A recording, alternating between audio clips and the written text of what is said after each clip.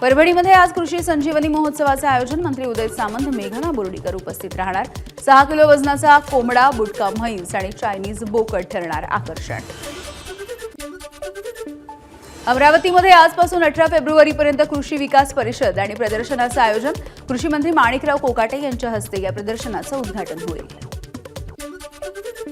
उन्हाळ्याच्या आधीच लिंबांच्या दरामध्ये मोठी वाढ। 1 रुपयाच्या लिंबाला मोजावे लागतात 10 रुपये। लिंबांची आवक कमी झाल्यामुळे किमती वाढल्याची व्यापाऱ्यांची माहिती। नांदेडमधल्या पोमनाळ्यामध्ये पाण्यासाठी ग्रामस्थांची पायपीट। जीव धोक्यात घालून विहिरीवरून पाणी भरण्यासाठी महिलांची मोठी गर्दी। दूषित पाण्यामुळे आरोग्याला सुद्धा धोका।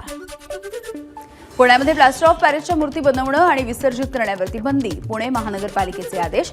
पीओपीच्या मूर्ती बनवल्या तर कारवाई होणार। नागपूरमध्ये व्हेरिएबल एनर्जी सायक्लोट्रॉन सेंटर साकारलं जाणार। सायक्लोट्रॉन केंद्र साकारण्यासाठी एक कृती गट स्थापन करण्याचे मुख्यमंत्री फडणवीसांचे निर्देश। कॅन्सर रुग्णांवरती उपचार आणि संशोधन क्षेत्रासाठी केंद्राला महत्त्व।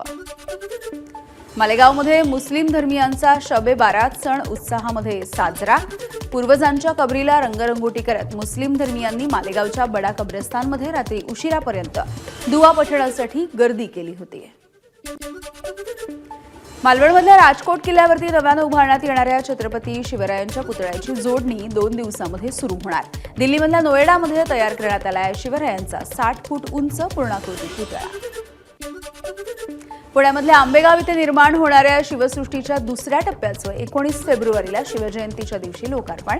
यावेळी मुख्यमंत्री फडणवीस, उपमुख्यमंत्री अजित पवार आणि उपमुख्यमंत्री एकनाथ शिंदे उपस्थित राहतील।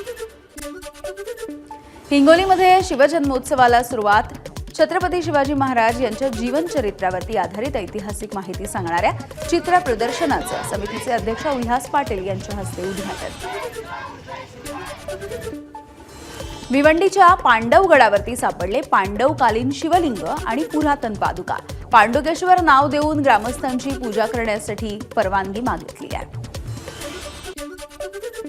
भिवंडी शहरामध्ये 5 दिवस पाणी पुरवठा कमी दाबानं होणार। भिवंडी निजामपूर शहर महानगरपालिका कार्यक्षेत्रामधल्या जलशुद्धीकरण केंद्राच्या दुरुस्तीचं काम हे 15 फेब्रुवारी रोजी केलं जाईल आणि त्यामुळे पाणी कमी दाबानं सोडलं जाईल। माघ पौर्णिमा यात्रेच्या निमित्ताने जेजुरीच्या गडावरती मानाच्या शिखर काट्यांनी गडावरच्या मुख्य मंदिराला स्पर्श करून देवभेट झाली आणि यावेळेला भाविकांनी भंडाऱ्याची मुक्तपणे उधळण केली। श्री क्षेत्र भगवानगडावरील मंदिरांच्या बांधकामासाठी पाटोदा तालुक्यामधल्या थिरला इथल्या ग्रामस्थांकडून 2 कोटी 1 लाख रुपयांची देणगी। गावामधल्या महिला सुद्धा मंदिराच्या कळसासाठी 12 लाख रुपये देणार। अहिल्यानगर शहरामधल्या अतिक्रमण हटाव मोहीम अधिक व्यापक करण्याचा आयुक्त आणि प्रशासक यशवंत डांगे यांचा निर्णय। 10 मार्चपर्यंत शहरामध्ये कारवाई केली जाईल। पालघरच्या आंबेडकर चौकाच्या परिसरामधल्या घराची संरक्षण भिंत कोसळली। भिंत गॅरेजमध्ये उभ्या असलेल्या कारवरती कोसळली। कारचं मोठं नुकसान। 10वी मध्ये शिकणाऱ्या विद्यार्थिनीवरती अत्याचार करणाऱ्या मुख्याध्यापकाला तामसा पोलिसांनी केली अटक। नांदेड जिल्ह्यामधल्या हदगाव तालुक्यातल्या तामसा इथल्या मुख्याध्यापक राजू सिंह चौहान याने अल्पवयीन मुलीवरती सातत्याने अत्याचार केले।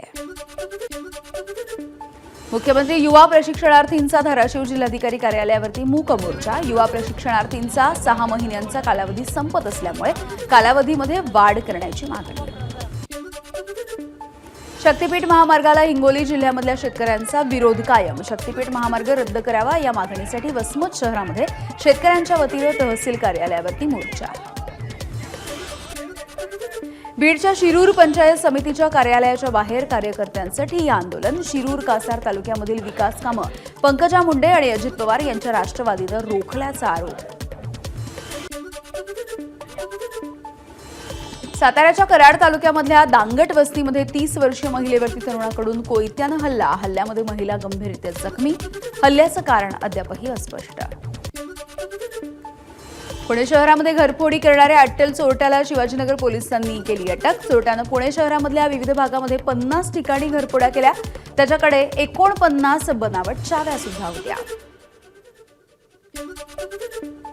बनावट ऑइल विकणारे 2 जण पुणे पोलिसांच्या ताब्यात. हडपसरमधल्या unique automobiles and spare part या दुकानामध्ये पोलिसांनी मारला छापा.